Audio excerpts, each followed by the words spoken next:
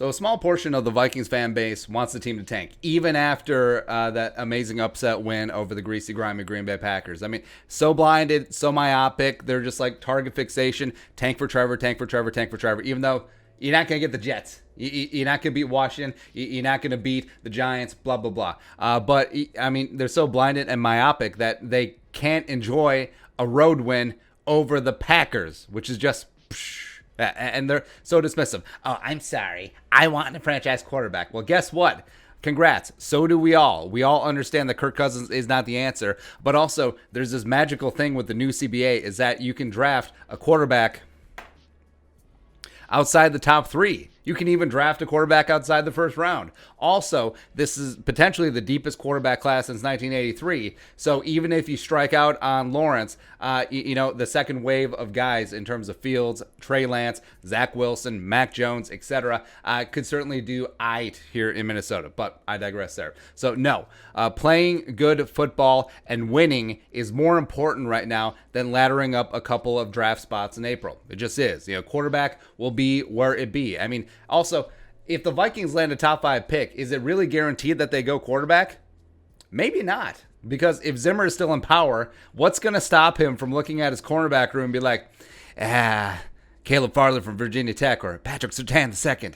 I got to have them. And then without a second-round pick at this moment in time, they wait till the third-round draft quarterback. And they're just like, got the worst of both worlds, man. But also, say this team goes 2-14 and people get their wish, doors get blown off every single week. What good is that? I mean, what is the point of being the Washington Generals? Like a team full of subpar players who are individual contractors who are not coming together as a team?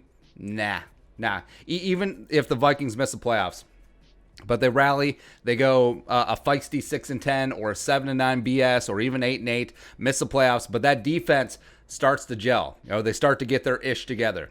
Young cornerbacks stay healthy for a change and then begin to play enlightened Mike Zimmer football. All of a sudden, through all of these lessons that they've had through year one, all the times they got beat and burned, they're learning. They have a short memory. And then all of a sudden, year 2, they're world beaters, right? Dantzler, Gladney, Harrison Hand, even the other young guys coming together, sure. Also, the young pass rush, it starts to get home. Afadio Odenigbo established himself as a full-on alpha dog edge rusher in this league, as well as DJ Wanham, the rookie fourth-round pick, stepping up. You got the game-sealing sack Sunday against Green Bay. Maybe that's a catalyst. Jalen Holmes, maybe he develops into something. Hercules Mataafa, they seem adamant about working him in at edge now that they got rid of Unique the freaking Ngakoue, so maybe that pans out there. And then also, this is important because we've complained about the offensive line for years.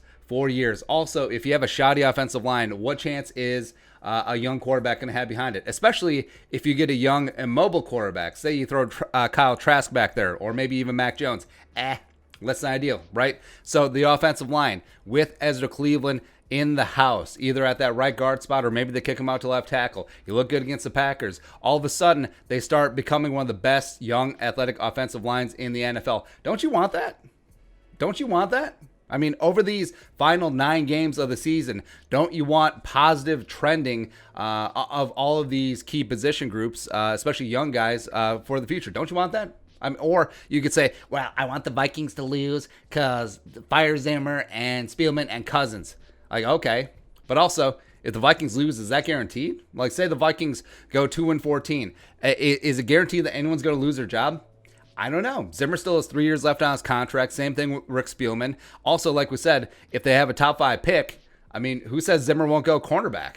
Right? It's certainly a possibility. I mean, just blow the mind, and then they also keep Cousins on the roster, so then his 2022 $35 million fully guaranteed base salary is on the books, so less than ideal, right? And I get that 2020 is ass backward, but don't say that you're playing 4D chess when you're really playing checkers. I mean, this doesn't have to be that complicated. Don't try and groove a draft spot. The draft will be what it'll be, right? You're allowed to get a future franchise quarterback in the first round, and second round, and third round. Hell, sometimes even day 3. It does happen. But play good football. Play to win the game and let everything else work itself out, right? Don't think that just because you have a slightly higher draft pick, 16 is better than 20 and 13 is better than 16 and 8 is better than 13.